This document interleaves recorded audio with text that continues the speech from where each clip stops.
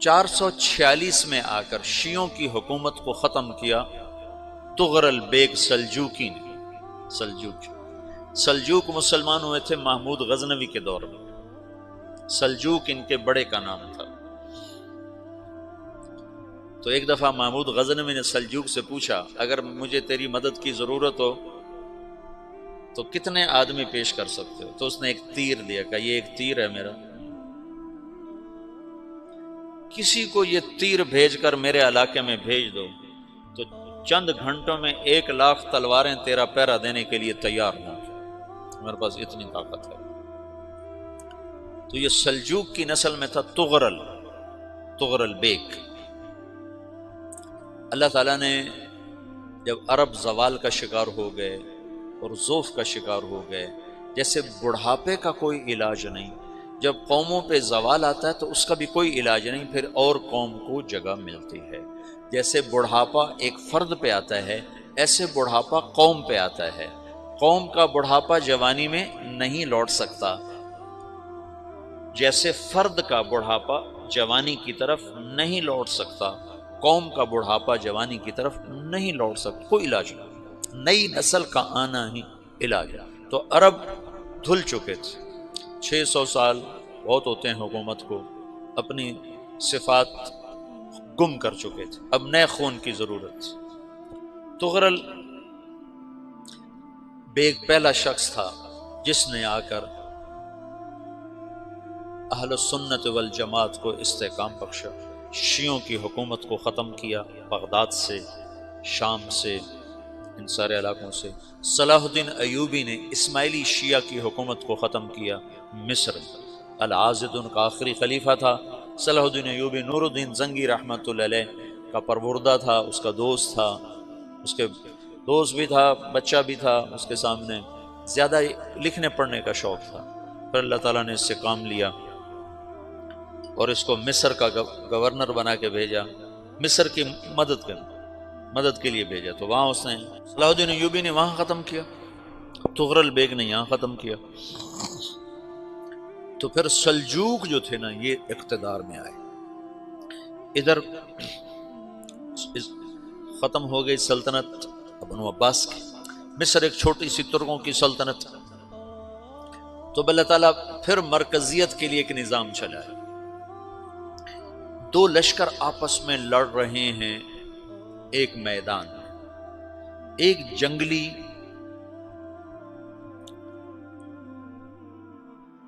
بدوؤں کا قافلہ، جنگل کے لوگ اپنے قبیلے کو لے کر، ایک جنگلی قبیلہ اپنے سردار کے ساتھ نقل مکانی کر رہا ہے ایک جگہ سے دوسری جگہ۔ اللہ کا نظام کہ یہ لوگ چلتے چلتے چلتے اس وادی میں پہنچ گئے جہاں جنگ ہو رہی ہے، دو لشکر آپس میں لڑ رہے ہیں۔ جب یہ وہاں پہنچتے ہیں تو ایک لشکر کے قدم اکھڑ رہے ہیں اور دوسرا غالب آ رہا ہے۔ ان کو نہیں پتا شکست کھانے والے کون ہیں اور فتح پانے والے کون ہیں، ان کو نہیں پتا۔ اس جنگلی قبیلے کے سردار کا نام بھی طغرل ہے، طغرل۔ تو یہ سردار کہتا ہے جو شکست کھا رہے ہیں ان کی مدد کرو، کچھ پتہ نہیں کون ہے، کہتا جو شکست کھا رہے ہیں ان کی مدد کرو۔ تو 400 وحشی جنگلیوں نے فاتح لشکر کے پیچھے حملہ کر دیا۔ وہ تو ایک کافی ہوتا تھا، 400 دوڑ جب تلواریں پڑیں تو چند لمحوں میں نقشہ بدل گیا، بھاگنے والے جم گئے اور جمنے والے بھاگ پڑے۔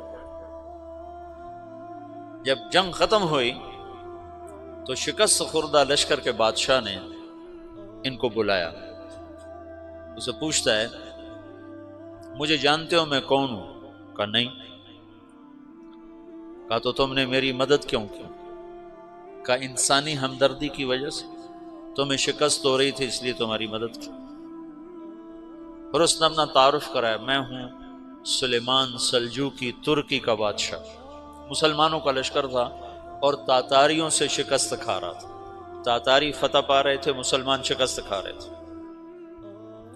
تو وہ اللہ کی غیبی مدد بن کر آئے. تو وہ اس سے کہتا ہے میرے ساتھ رہنا پسند کرو گے؟ تم نے میرے اوپر احسان کیا ہے، میں اس کا بدلہ دینا چاہتا ہوں، میرے ساتھ رہنا پسند کرو گے؟ کہنے کا کر لوں گا. تو اس کو لے کر ترکی آیا، اور استنبول اس وقت روم کی حکومت میں تھا. اس سے فتح کیا اس تغرل کے آگے چوتھے پانچویں پڑپوتے محمد فاتح نے.